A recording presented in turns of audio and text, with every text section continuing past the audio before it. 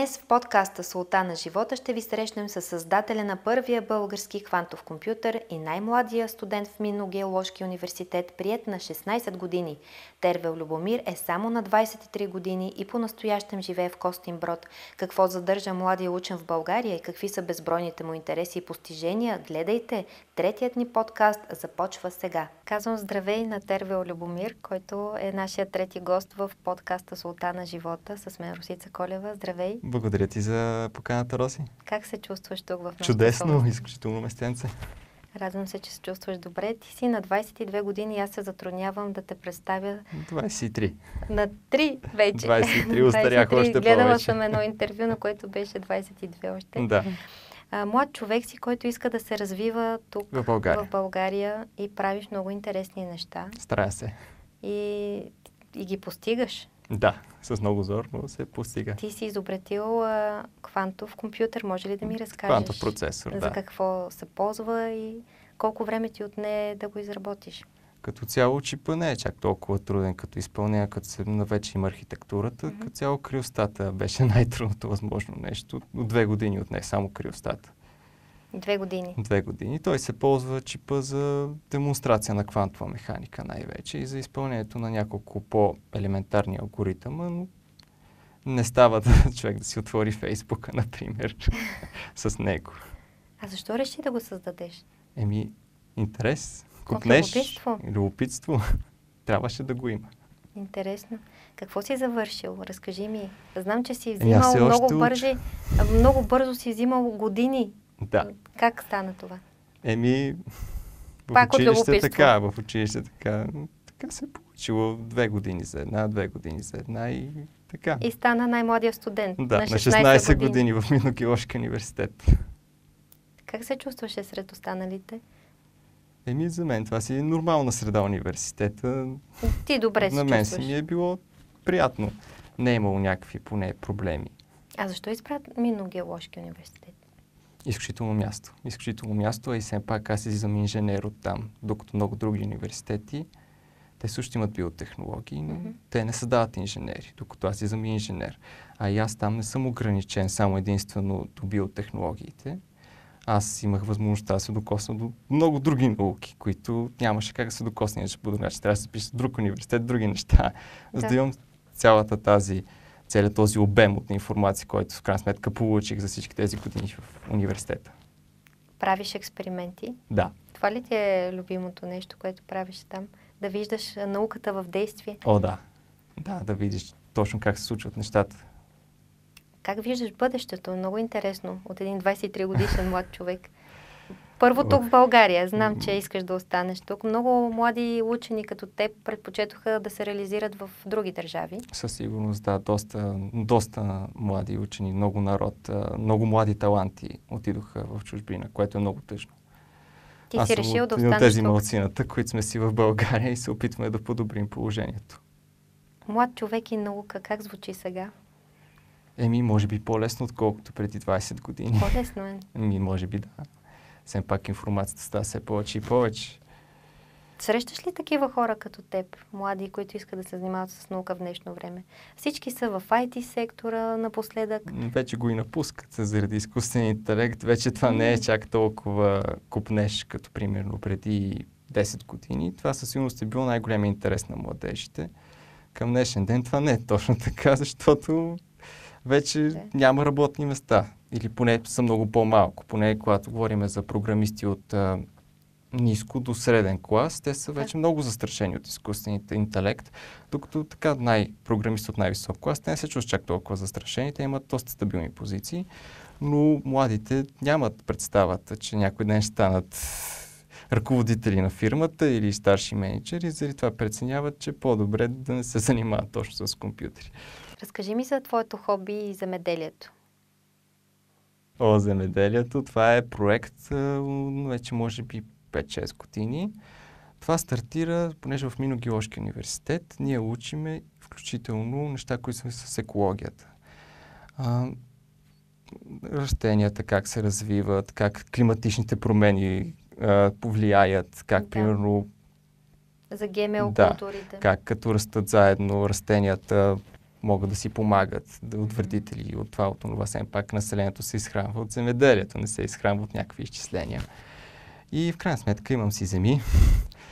Колкото и проблеми да имах през годините, тази година за първи път имам някаква стабилност, вече имам някакви резултати след 4 години. Имаш производство? Не е производство, но поне няма кой да ми изорава земите, да ми унищожава фиданките.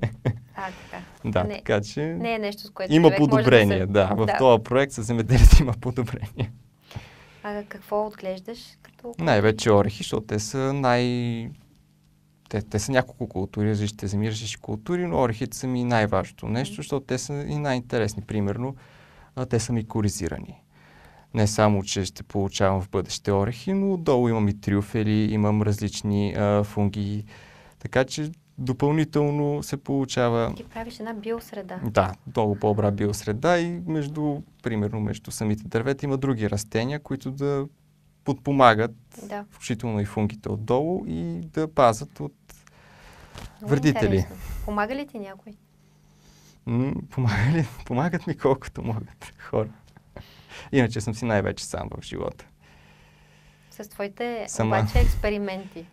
Те са ти двигатели. Чаква сам в живота, може би малко грешно се изразих, все пак помощ получавам, колкото е възможно. Да. Добре, другите ти хобита? Казвай ги. Поред на... Минерали, насекоми. Насекоми? Да. Кажи за минералите. Ние тук в солната стая много обичаме по-скъпоценните камъни и други минерали. Виждам, че харесвате. И сол. Но по принцип клоним точно към истинските природни минерали. Къде ги наблюдаваш? Събираш ли? Колекционираш ли? По музеите ми се е получил този интерес.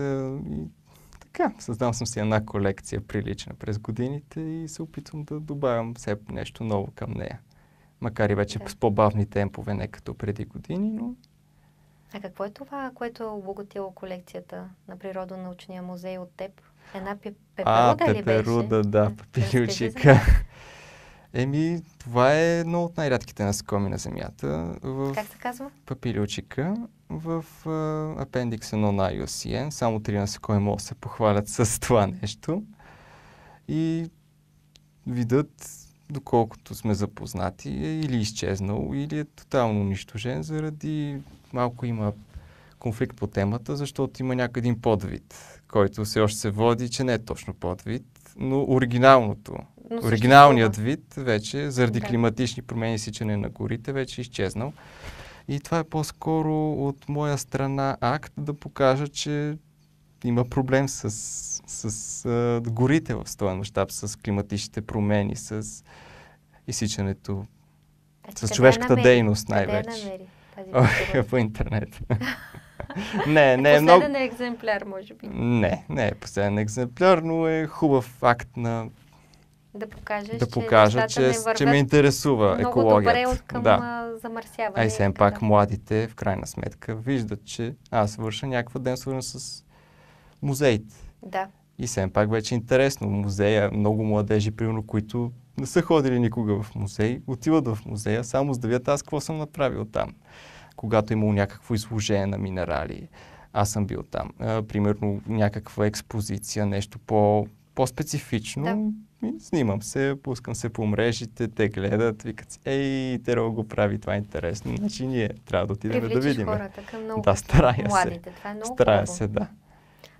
Не намираш ли, че вече всичко е в таблети, телефони? Да, това е изключително лошо малко се чете като че ли. На каквато и да е тема. Младежите, виждаш какво е положението с TikTok, с Instagram, затварят се в домовете си. Да, дори не общуват и помежду си. Използват вече изкуствен интелект като приятел. Ми кажи ти какво мислиш за изкуствен интелект, който все повече като че ли ще не влиза в живота. Като човек като мен, аз мога да кажа лично за себе си, след това ще кажа негативните неща, изкуственият интелект изравни изключително много потенциала за образование в чужбина и потенциала за образование в България.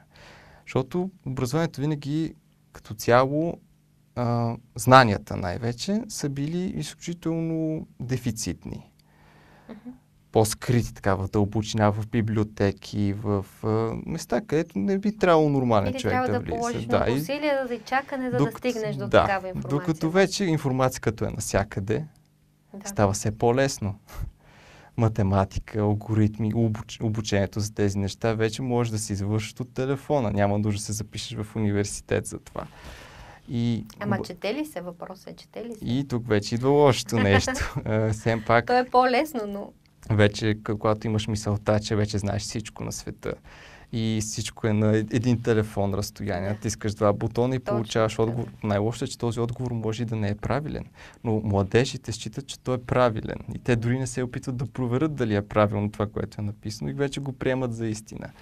И виждаш вече всички тези изследвания, включително на най-големите институции в света, че мозъчната активност на младите се непрекъснато спада. Дори 50%. Това е ирония. При положение, че сме от всякъде има информация и ключове да стигнат. Това закърняване се случва в най-важния период от живота, когато се създават интересите, проектите, желанията за бъдеще.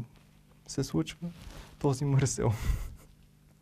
И не е добре. Загубата на интерес към книгите е много притеснителна. Виждаш, все по-малко книги се продават, се купуват. Да. Аз имам библиотека горе в солната стая и между другото част от моите клиенти наистина посягат към книгите, остават телефоните, но по-рядко се чете, за съжаление. Да. И има младежи, които дори не са докосвали книга. Не говорим, че учебника в училище е книга, говорим за книга, която са купили с цел те самите да разберат какво пише в книгата, а не да им е наложено да го прочетат. А за енциклопедии да не говорим. Страхът от науката се случва някъде в училище. Добре, ти с твои приятели, като се съберете, за какво си говорите? Най-вече за наука. За наука, нали? Моите приятели малко по-възрастни, обикновено с по-младите хора се опитвам да процедирам малко като тях. Последно кажи ми, за какво си говорихте? За какво в науката? Какво те вълнува, да? Всички тези иновации, които се случват в последно време. Случват се редактирането на гени, CRISPR, технологията. Това е доста гореща тема сред научната общност. Ще има ли скоро бебета, родени извън утробата? Той сега си има редактирани. Но в момента се извършват доста редактирани неща генетично. Редактирани от гледна точка с намеса имаш преди? С намеса, да. Има вече доста ГМО неща, така да се каже. Макар че ГМО-то, идеята на ГМО-то е това, което е широко прието, което е лошото, е когато се вкарва чужд ген в създание, в генома на създание, ген, който не би трябвало никога да го е имало, никога да се появява в това създание. Въпреки еволюцията и въпреки всичко. Докато CRISPR, като технология за редактиране, означава, че просто можеш да отрежеш част от гена, която е примерно в гена може да има дефект.